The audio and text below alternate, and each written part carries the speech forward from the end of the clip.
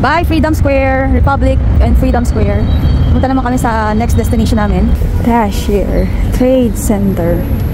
May mga high-end na hotel dito sa area nito.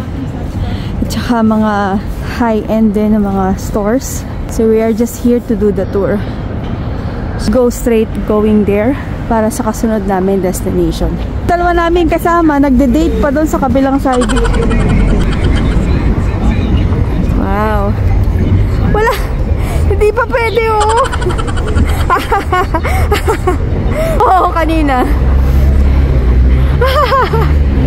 Iniwanan mo si Ika.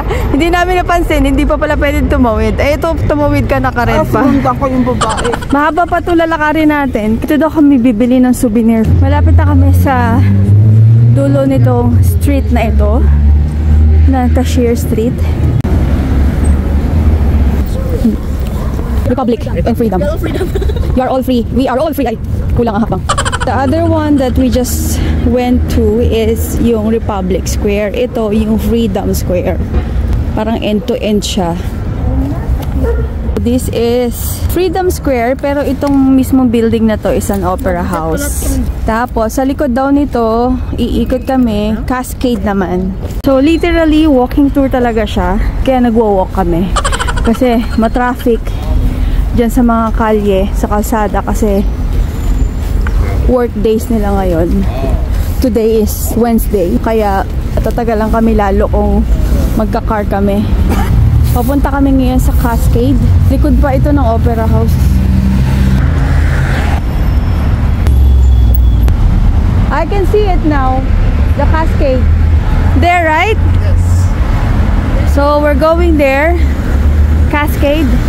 Medyo malayo-layo pa siya. So, tatawid kami. Hihintay na naman kami ng green light to cross the street. Going that way. 5, 4, 3, 2, 1. Let's go! So, malayo-layo rin pala lakaran namin. And then, pabalik, we will go the same way.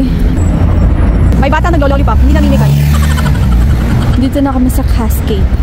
Dun. Malapit na. Oh, hindi siya masyado maganda ngayon kasi walang hala-halaman.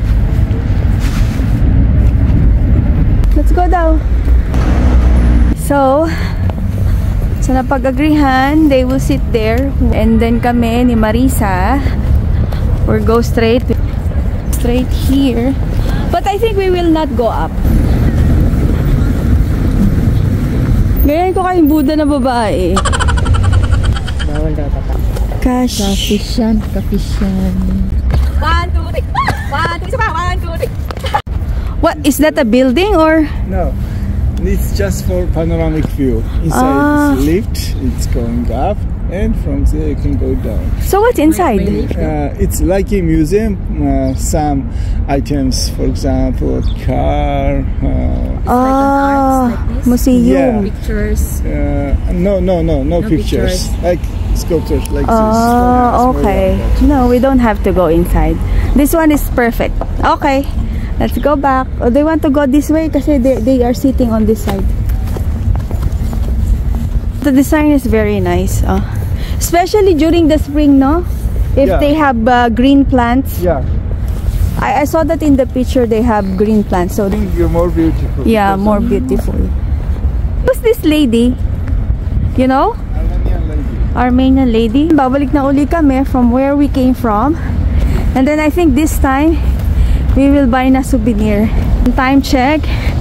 It's now 10:33. So siguro by lunch or before lunch, makaalis kami dito. Kung matapos agad kami ng pagbili na souvenir. Ito maganda to. I like this one. Parang gulong siya. Oh, gulong na ina. Gulong nga. Ang galing mo. Artistic talaga sila din. Tapos Jolene, anong tawag na? Marble. Yung mata. Ang galing. We're going back. Pagkatapos namin lumakad from there, pabalik dito. Dito na kami, nakarating na kami sa souvenir shop na bibilhan namin ng mga souvenir items. Yung souvenir. Yan. Ito na lang ang size. So, 2, 4, 6. Magpi-fridge magnet ako.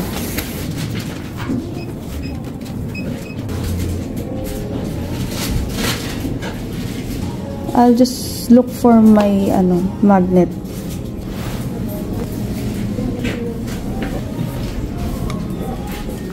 Hindi ka tumingin na t-shirt. Nakabili na kami ng maraming mga souvenir. Naka 38,000 ako sa pera nila. Souvenir shop. Now going to Mother of Armenia.